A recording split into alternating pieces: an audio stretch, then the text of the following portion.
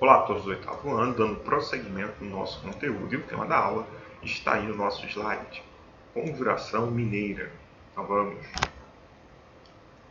Bom, na aula passada estudamos sobre a Europa, século XVIII e XIX.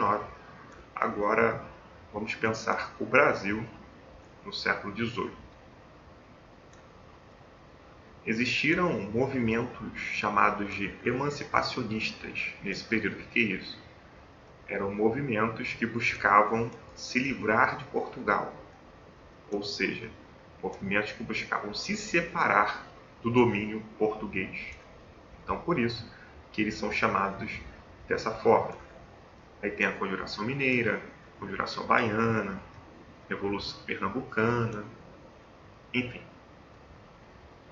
Todos esses movimentos buscavam se livrar de fato dos portugueses, porque antes mesmo desse período existiram outros movimentos, outras revoltas que buscavam só com que Portugal diminuísse assim os impostos e os tributos sobre eles.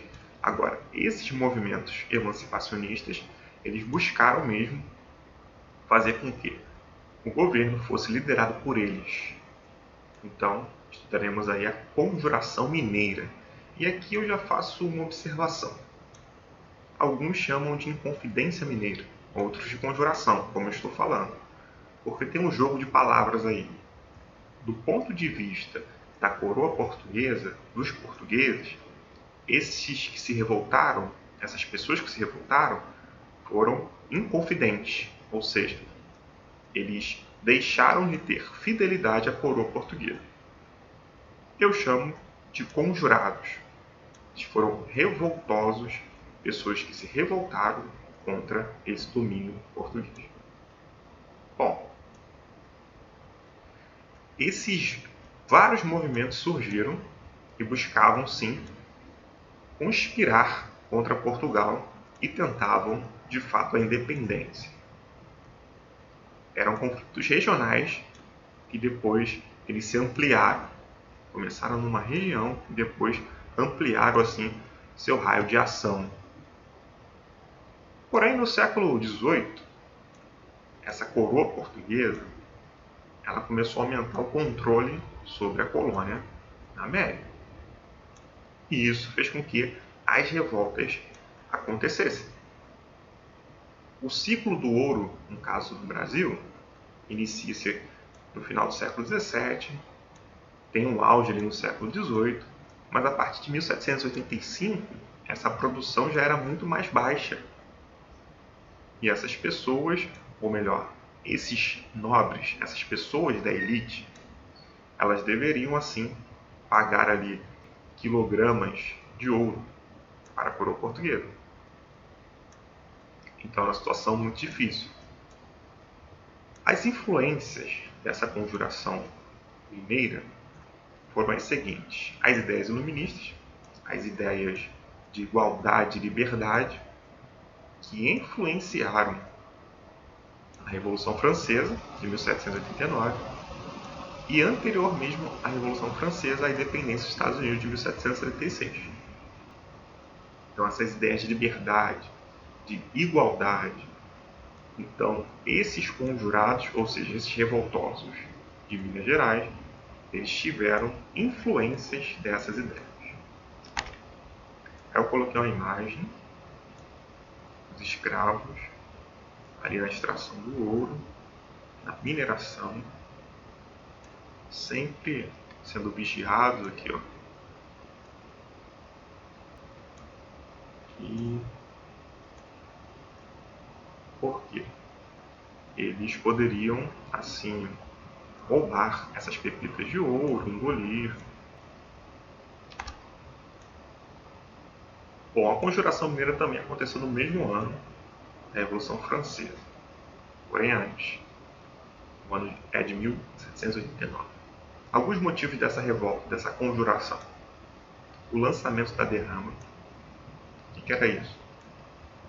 Era o pagamento forçado daquilo que as pessoas estavam devendo, que essa elite aí do ouro estava devendo.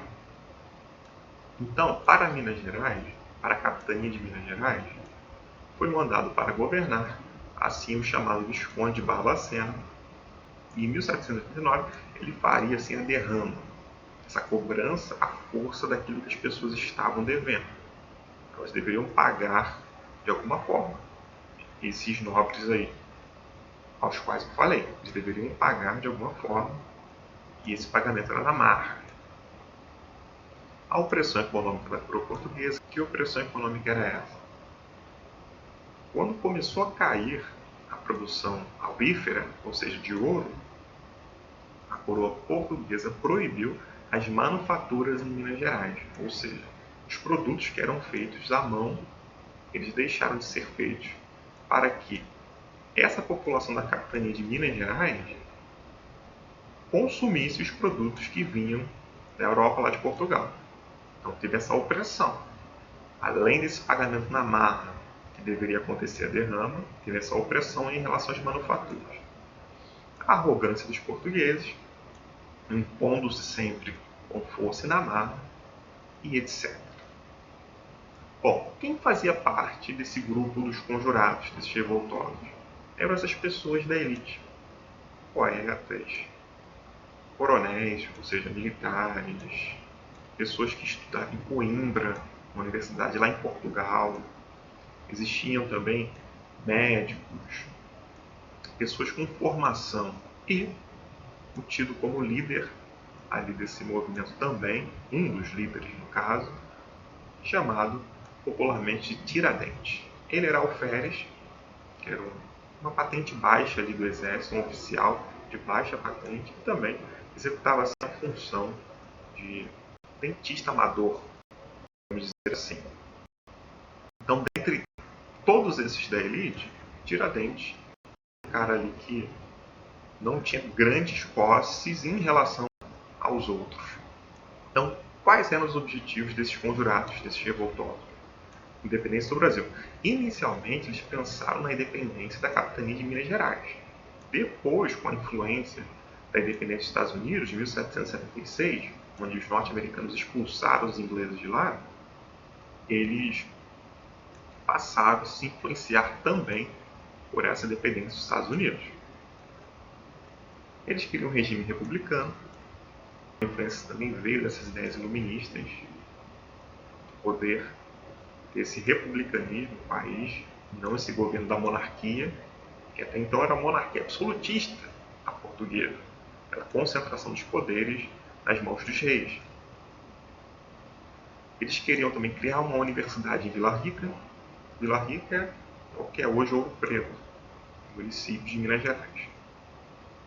Por quê? Na América Portuguesa não existiam universidades. No caso da América Espanhola existia. Aqui não.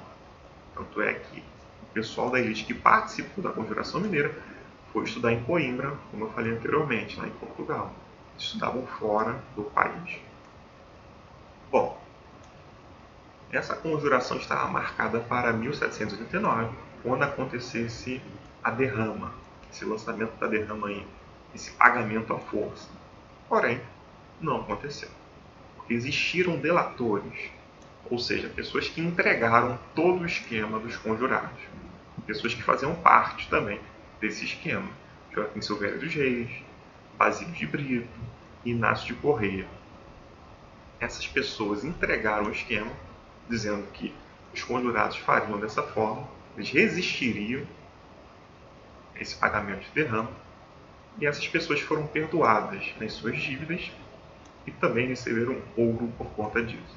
Ou seja, entregaram o movimento da Conjuração Mineira, essa revolta que aconteceria, essa resistência que aconteceria em 1789.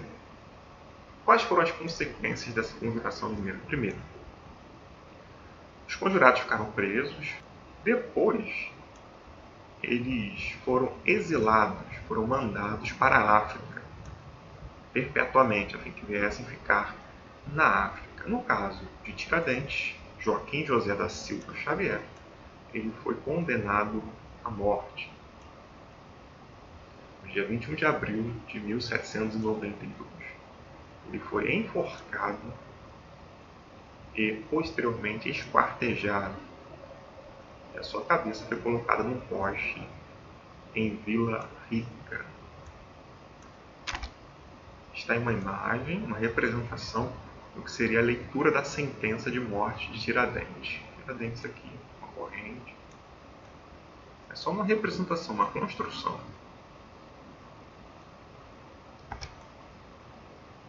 Outra imagem está em uma bandeira do atual estado de Minas Gerais. Ela foi pensada pelos conjurados, pelos revoltosos. No caso, está uma frase em latim: Libertas quae sera tamen, que significa liberdade ainda que tardia. No caso, ela foi a partir de 1963, oficializada com a bandeira do estado de Minas Gerais. Está em outra imagem, no caso, a representação de Tiradentes, esquartejado, pedaços ali a forca e pedaços do seu corpo. E aqui, um crucifixo com Jesus pendurado. Porque durante a República, Tiradentes foi tido como um herói nacional e associado também à figura de Jesus. Uma pessoa que morreu a fim que o Brasil viesse se tornar independente, livre de Portugal. Porém, sabemos que inicialmente o movimento da Conjuração Mineira era regional e depois, com a influência da independência dos Estados Unidos, com essas ideias muito mais fortes, que esse movimento buscou a independência, sim, do Brasil. Mas também Tiradentes, ou Joaquim José da Silva Xavier, buscava liberdade e riquezas. Por isso, ele agiu dessa forma também. Não era uma forma apenas neutra, a fim de ter justiça no país. Enfim, bom, gente, espero que tenha ficado claro. Nos encontramos na próxima aula. Valeu!